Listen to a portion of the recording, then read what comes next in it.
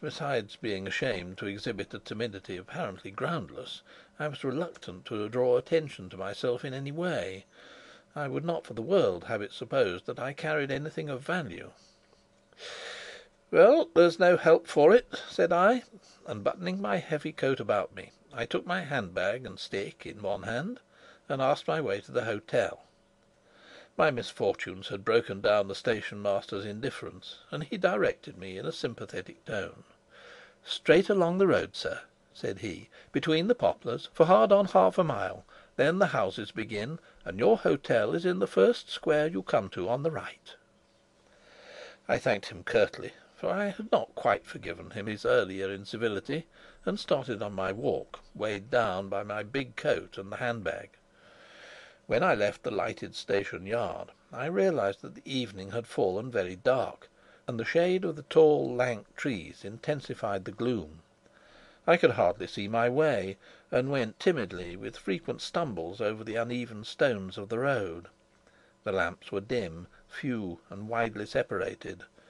So far as company was concerned, I might have been 1,000 miles from an inhabited house. In spite of myself, the thought of danger persistently assailed my mind.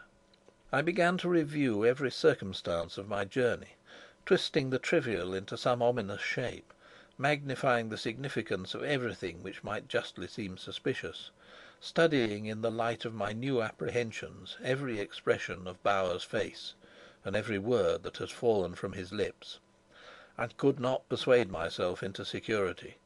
I carried the Queen's letter, and well, I would have given much to have old Sapt or Rudolf Rassendyll by my side. Now, when a man suspects danger, let him not spend his time in asking whether there be really danger, or in upbraiding himself for timidity, but let him face his cowardice and act as though the danger were real. If I had followed that rule, and kept my eyes about me, scanning the sides of the road and the ground in front of my feet, instead of losing myself in a maze of reflection, I might have had time to avoid the trap, or at least to get my hand to my revolver and make a fight for it, or indeed, in the last resort, to destroy what I carried before harm came to it. But my mind was preoccupied, and the whole thing seemed to happen in a minute. At the very moment that I had declared to myself the vanity of my fears, and determined to be resolute in banishing them, I heard voices, a low, strained whispering. I saw two or three figures in the shadow of the poplars by the wayside. An instant later a dart was made at me. While I could fly, I would not fight. With a sudden forward plunge, I eluded the men who rushed at me, and started at a run towards the lights of the town and the shapes of the houses, now distant about a quarter of a mile. Perhaps I ran 20 yards, perhaps 50, I do not know. I heard the steps behind me, quick as my own. Then I fell headlong on the road, tripped up. I understood. They had stretched a rope across my path. As I fell, a man bounded up from either side, and I found the rope slack under my body. There I lay on my face. A man knelt on me. Others held either hand. My face was pressed into the mud of the road, and I was like to have been stifled. My handbag had whizzed away from me. Then a voice said, "Turn him over." I knew the voice. It was a confirmation of the fears which I had lately been at such pains to banish. It justified the forecast of Anton von Strofzin, and explained the wager of the Count of Lützow-Rischenheim, for it was Rischenheim's voice. They caught hold of me and began to turn me on my back. Here I saw a chance, and with a great heave of my body I flung them from me. For the short instant I was free. My impetuous attack seemed to have startled the enemy.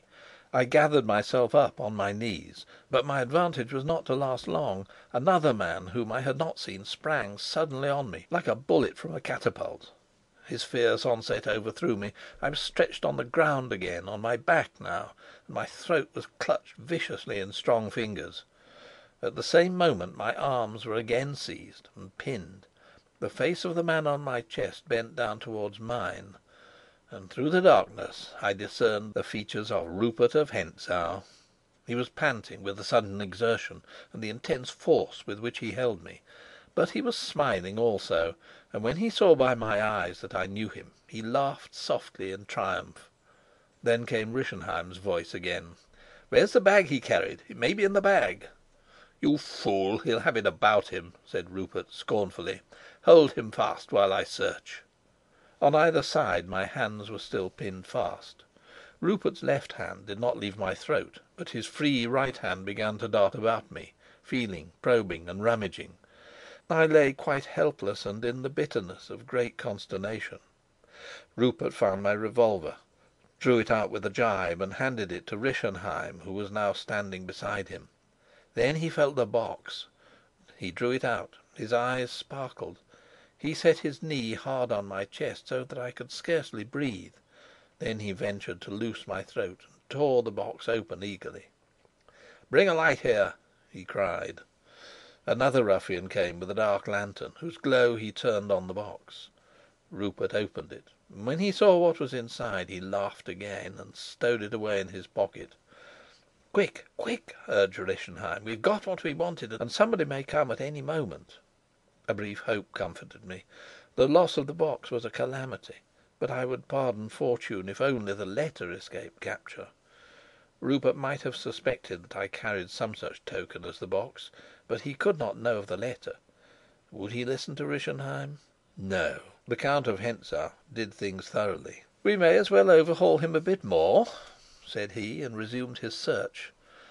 My hope vanished, for now he was bound to come upon the letter. Another instant brought him to it. He snatched the pocket book, and motioning impatiently to the man to hold the lantern nearer, he began to examine the contents.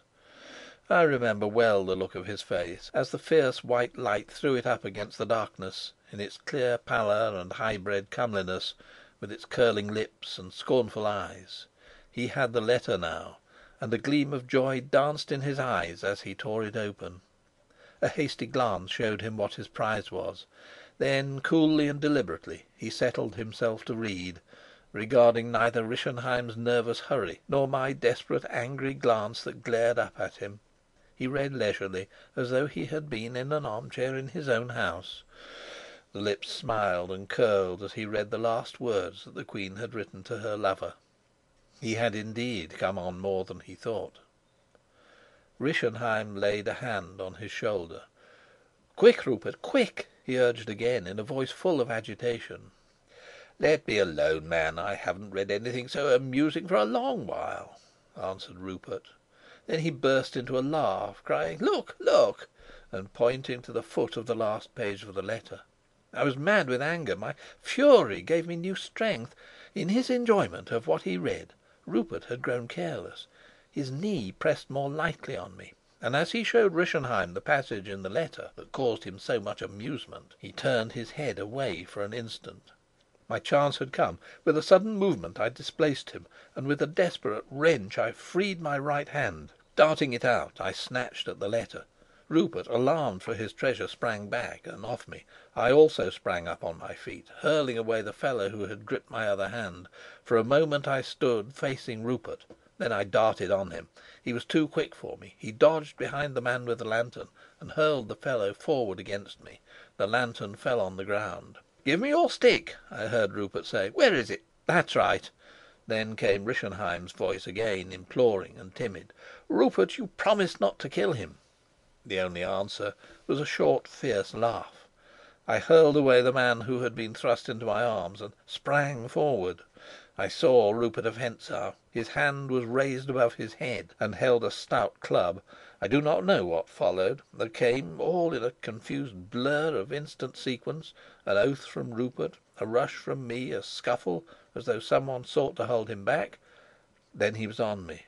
I felt a great thud on my forehead, and I felt nothing more.